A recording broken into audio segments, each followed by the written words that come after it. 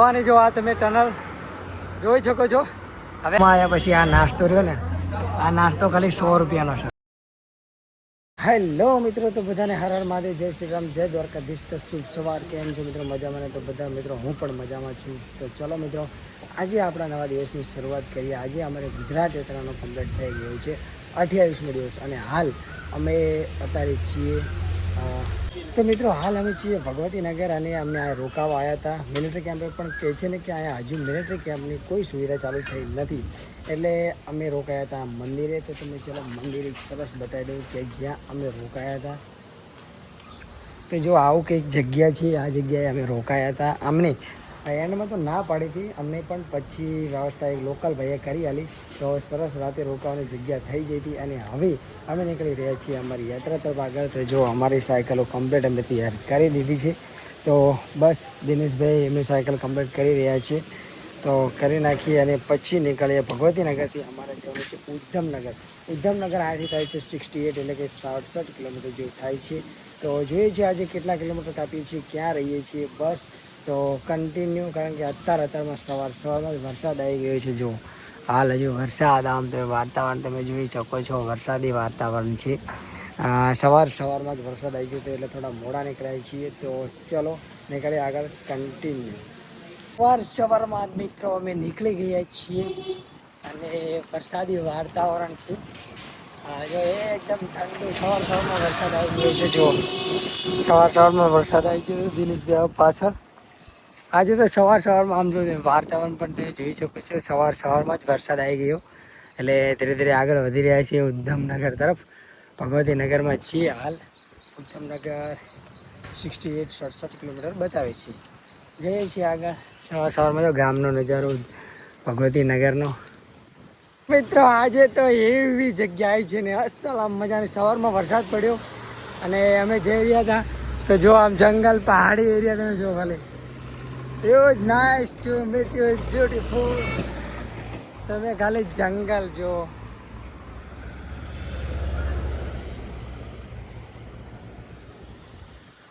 તમે જોઈ શકો છો. Is so is cute. એટલે શું તે ઓલા મહેન્દ્ર વાયા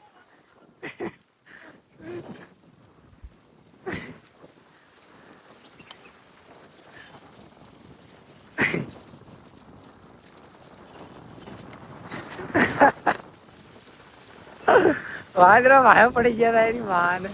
વાંદરા વાયા પડી ગયા હતા. બહુ બીક લાગતી હતી, એટલે ના વાળી સાયકલ.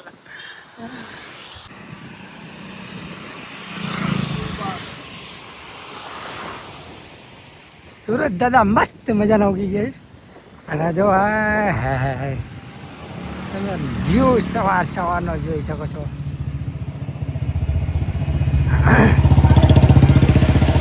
તમે મિત્રો થોડા આગળ નીકળો ને, પછી નાનડોર ગામ આવે.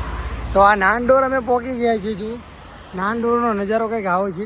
ધીરે ધીરે આગળ વધી રહ્યા છીએ હવે ઉધમપુર તરફ. પણ પહાડી એરિયા તો ખતમ, હવે થવાનું નામ ના લે. એટલે એમ થાય સાયકલમાં આવવાનું એક શું કંઈ નથી.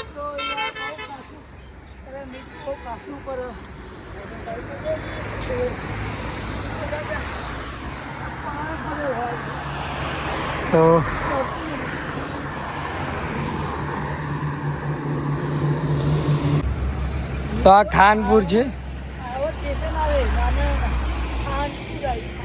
તો આ ખાનપુરમાં અમે જઈ રહ્યા છીએ હવે. સડા જોઈ શકો છો તમે. સાયકલ દોરીને દિનેશભાઈ, જો દિનેશભાઈ આગળ જાય દોરીને. હજી તો આગળ ખબર નહીં આવા કેવા સડા આવશે. અત્યારથી આવા દોરવાનું થાય છે, તો આગળ તો ભૂકાત કાઢી નાખશે. જો મિત્રો જમ્મુ, જે નાના ઘર દેખાય ને, એ જમ્મુ છે. અને અમે આવો રસ્તો પાર કરતાં આવી ગયા છીએ. અને જો હવે આવી ધીરે ચડાવીએ છીએ ઉપર સાયકલ. જઈએ છીએ આગળ.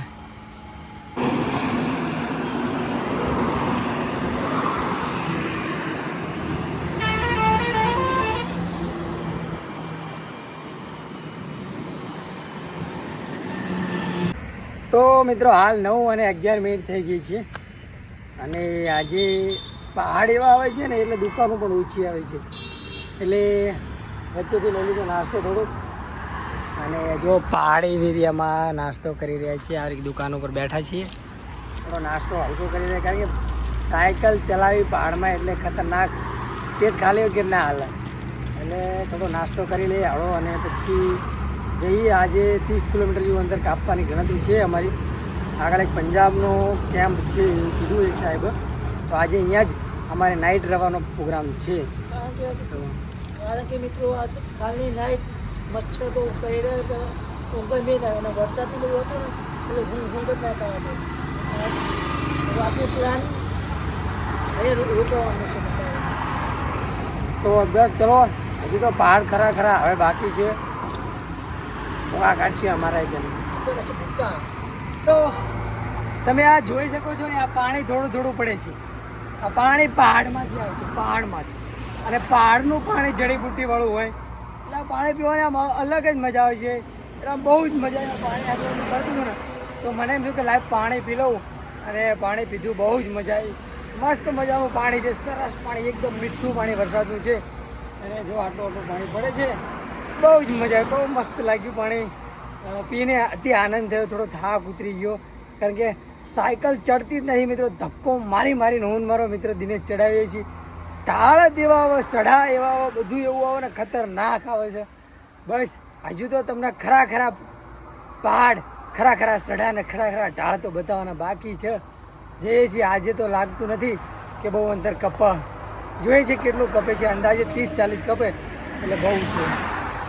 તો મિત્રો અત્યારે અમે જ્યાં ઉપર છે ને અહીંયાથી તમે નીચેનું લોકેશન જોઈ શકો છો. અમે આમ ચડાવતા ચડાવતા આવ્યા છીએ, આ થઈ અને પછી અહીંયા થઈ અને પછી આ ગોળ ગોળ ગોળ ગોળ ગોળ ગોળ ફરી અને અહીંયાથી હજુ ગોળ ગોળ ગોળ ફરવાનું હોય અને આમ થઈને સામમાં ઓલે જવાનું હોય. જો અહીંયા ગાડીઓ જાય જો ઉપર ભલે, બસ એ રીતે આવા ગોળ ગોળ આજે અનેક રાસ્તા આવ્યા છે, અનેક પરિસ્થિતિઓ, અનેક સડા, અનેક પહાડ. હવે ઘણી બધી મુશ્કેલીઓ આવતી જાય છે. ગરમી પણ ખતરનાક લાગે છે પહાડમાં, પણ છતાંય કહે છે ને કે મહાદેવના દર્શન કરવા માટે તો ઘણી બધી મુશ્કેલીનો સામનો કરવો પડે, અને જઈ રહ્યા છીએ મહાદેવના દર્શન કરવા માટે. મિત્રો બસ આવો, સાથ અને સહકાર તમારો મળતો રહે તો મહાદેવના જરૂર તમને પણ દર્શન કરાવી દઈશું. અત્યારે તો હાલ જઈએ છીએ. આમ જુઓ તમે, ખતરનાક રસ્તો છે. હવે આમ તમે પહાડનો નજારો, 11 વાગી ગયા છે. ગરમી પણ એટલી ખતરનાક પડે છે ને મિત્રો, વાત જ ના પૂછો. અને આમ જુઓ તમે, હવે ટનલ આવે છે, ટનલની અંદર થઈને ઓલી સાઈડ નીકળવાનું છે. આપણે નાળા પુલ તો ઘણા બધા જોયા, પણ હવે ટનલ નાની એવી છે, બહુ મોટી નથી, પણ ટનલ કહેવાય, કારણ કે પહાડ કોતરીને બને હોય એટલે જો નાની ટનલ આવી રહી છે આગળ. નાની એવી ટનલ છે, પણ માતા વૈષ્ણો દેવી કટરા શિખર ઉપર જવાની જો આ તમે ટનલ જોઈ શકો છો. હવે આની અંદર એન્ટર થવાનું છે. બહુ મોટી નથી, નાની છે, પણ ટનલ કહેવાય.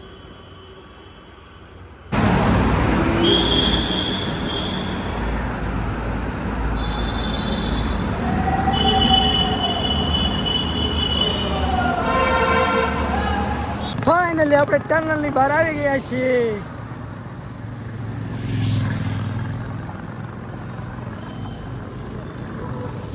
ધીરે અમે આગળ વધતા રહીએ છીએ, પણ જો એક ટનલ તો ગઈ જ છે ને બીજી ટનલ પણ આવી ગઈ. આવી ટનલો અનેક આવે છે, કારણ કે રોડ પહાડની અંદર ખોતરીને બનાવેલી છે. પહાડ આખો ખસેડવો ના પડે એટલે ખોતરી અને કામકાજ કર્યું છે. નાની નાની ટનલો છે, પણ ઘણી બધી ટનલો આવતી રહી છે. તો આ બીજા નંબરની ટનલ આવી છે, એક જઈ પાછળ આ બીજી ટનલ. તો આપણે અંદર આવી ગયા છીએ ટનલની. આ બીજા નંબરની ટનલ છે. જો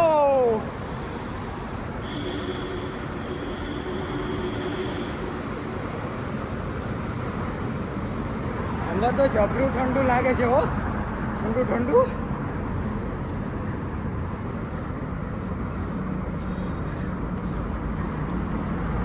પાછળ આપણે બીજા નંબરની ટનલ પાર કરી, તમે જોઈ શકો છો આ ટનલ છે. અને હવે ત્રીજી પણ ટનલ આવી જાય છે. જો તો આજે તો નવી ટનલો જ આવે છે, ખબર નહીં કેટલી ટનલો આવશે. તમે બધી ટનલના વિડીયો આપણે બતાવશું. મિત્રો જમ્મુમાં આવ્યા પછી આ નાસ્તો રહ્યો ને, આ નાસ્તો ખાલી 100 રૂપિયાનો છે. અને આ ચારેની 20 રૂપિયા 40 રૂપિયાની ચા. આટલું મોંઘું અહીંયા ખાવાનું મળે છે. ખબર નહીં આગળ તો કેટલો ખર્ચો થશે, પણ બહુ જ મોંઘું મળે છે. પણ ભૂખ મિત્રો એવી લાગી હતી ને એટલે રવાય એવું નહોતું, એટલે નાસ્તો તો કરવો પડે એવું જ હતું. તો મેં અને દિનેશભાઈ જો નાસ્તો લઈ લીધો છે. મિત્રો આજની ગરમીની તો વાત જ ના કરશે યાર. રાજસ્થાન કરતાં પણ વધારે ગરમી લાગે છે અને પેટ આમ ભર્યું ભર્યું છે. પણ ના ના ભાઈ ના, રાજસ્થાન એવું ગરમી નથી યાર. કારણ કે અહીંયા ચરા એટલા આવે, પહાડ એટલા આવે, ચરા કરીએ ને એટલે બહુ ગરમી લાગે. પણ મિત્રો વાતાવરણ તમે જોઈ શકો છો, હે ને રાજસ્થાન જેવું ગરમી નથી, ખૂબ ઠંડક વાતાવરણ. ભૂકા કાઢે હે મિત્ર દિનેશભાઈ તો કે. પણ આ બંડી એવી પલ્લી છે ને, પાણી આમ પેટ ભર્યું ભર્યું છે પણ મોઢું હુકી જાય છે. ઘડીક થાય ને આમ પાણી એમ થાય પીવી, પણ પાણી પેટમાં આમ આતું જ નહીં. આમ બહુ અતિશય હાઈ આમ ગરમી લાગે છે અને ખતરનાક. હજી ભાઈ શરૂઆત જ છે, હજી શરૂઆત જ છે. હજી તો પિક્ચર હજી આખું બાકી મિત્રો. હજી તો બહુ ચરા આવશે, બહુ બધું આવશે. જો મિત્રો પહાડોમાં વાદળછાયું વાતાવરણ થઈ ગયું છે અને પેટ્રોલ પંપમાં પાણી ભરવા રોકાયા છે. પાણી ભરી લઈએ પછી થોડી આગળ. ખબર નહીં આજે કેટલું અંતર, આમ 35 કિલોમીટર જેવું કાપ્યું છે, પણ એવું લાગે કે અમે 100 કિલોમીટર કાપી નાખ્યું. બધું ધક્કો મારીને સાયકલ ચડાવી છે. ખબર નહીં આગળ હજુ કેટલું ચડાવવાનું છે, કેટલે આગળ ભંડારો છે.